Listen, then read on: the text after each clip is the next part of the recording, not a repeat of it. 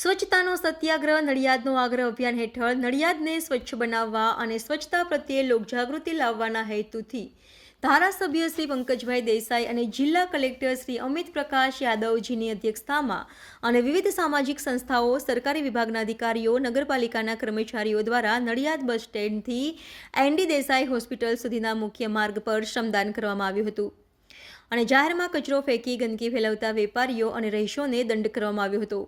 સાથે વિસ્તારના દુકાનદારોને સંતરામ શાક માર્કેટ અને ફ્રૂટ વેચતા લારીવાળાઓ કચરો કચરાપેટીમાં ભેગો કરી ડોર ટુ ડોર કલેક્શન ગાડી દ્વારા નિકાલ કરવાની કડક સૂચના આપી હતી।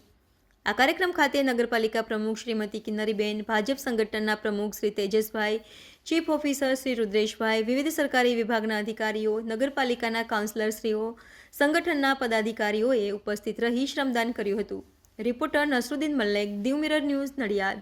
2024 થી નડિયાદ સિટીમાં સ્વચ્છતાનો સત્યાગ્રહ, નડિયાદનો આગ્રહ આ ઝુંબેશની શરૂઆત થઈ છે અને આ ઝુંબેશમાં એક્ટિવ રીતે ધારાસભ્ય શ્રી નડિયાદની આગેવાનીમાં નગરપાલિકા નડિયાદ અને જિલ્લા વહીવટીતંત્રના બધી પાંખો આ અભિયાનમાં જોડાઈ છે અને આપણો એક જ હેતુ છે કે નડિયાદ જે સાક્ષર નગરી છે એને સ્વચ્છતામાં પણ અગ્રેસર થાય, આ ગૌરવ આપણે વાપસ લાવવાનું છે। અને એકમાત્ર હેતુ એકલા ધારાસભ્યશ્રી કરે, નગરપાલિકા પ્રમુખ કરે, ડીડીઓ સાહેબ કરે, એકલાથી આ બધું શક્ય નથી। આમાં દરેક પ્રજાજનનો એક્ટિવ સહકારની ખૂબ જરૂરી છે। લોકતંત્રના ચોથા સ્તંભ મીડિયાના પણ ખૂબ સહકારની જરૂર છે। ખોટું થાય છે આપણે બધા જોઈએ છીએ, પણ જે આપણે ખોટુંને સારા કરવા માટે જે શરૂઆત થઈ છે એમાં આપ લોકોના સપોર્ટની ખૂબ ખૂબ જરૂર છે। આજે ખૂબ સરસ અભિયાન થયું છે, પ્રજાજનો તરફથી ખૂબ સારા અમે અભિપ્રાય પણ મળ્યા છે અને આ કાર્યક્રમ આપણે સતત ચાલુ રહે અને નડિયાદ સ્વચ્છ અને સાક્ષર નગરીને જે એનો વિરુદ્ધ છે એ આપણો કાયમ રહે એ માટેનું અભિયાન છે। ધન્યવાદ। તારીખ 20મી થી સ્વચ્છતાનું અભિયાન નડિયાદની અંદર શરૂ કરવામાં આવે।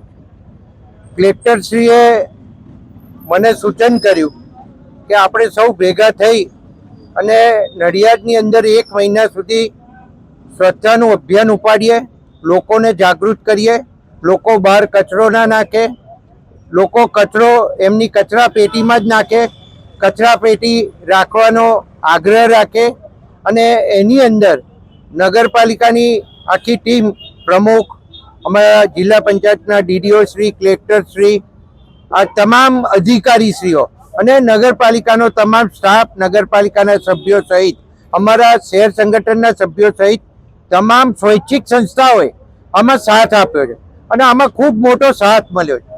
મને કહેતા એ આનંદ થાય છે કે 20મી તારીખથી અભિયાન શરૂ થયું છે।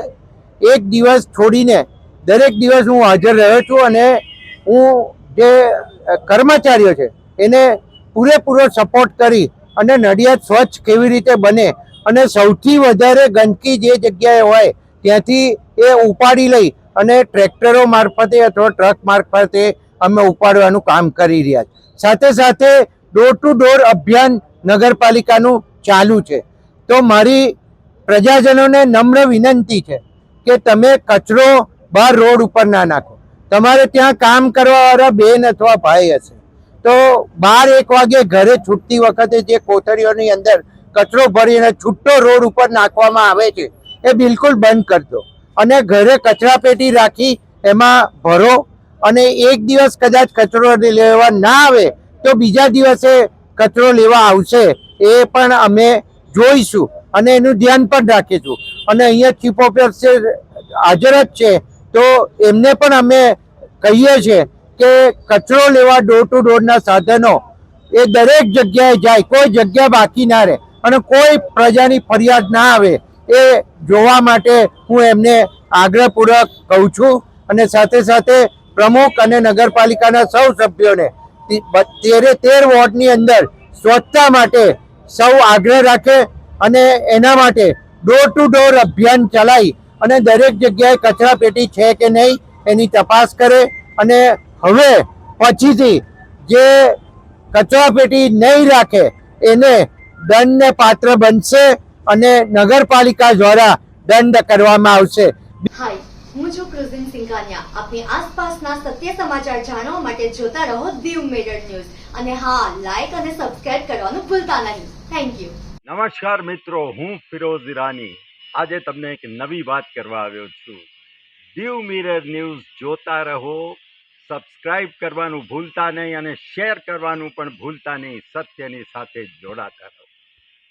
નમસ્તે મિત્રો, હું છું ચાંદની પરમાર. આપની મનપસંદ ચેનલ એટલે કે દીવ મિરર ન્યૂઝ ચેનલને લાઈક કરો, શેર કરો અને ફોલો કરો. અને હા, તેમાં દરરોજ તાજા સમાચાર જોવાનું ભૂલશો નહીં. દીવ મિરર ન્યૂઝ દરરોજ લાઈવ અપડેટ. ગુજરાત રાજ્ય, દેશ, દુનિયાના તમામ બ્રેકિંગ સમાચારો નિહાળો દીવ મિરર ન્યૂઝ ચેનલ પર.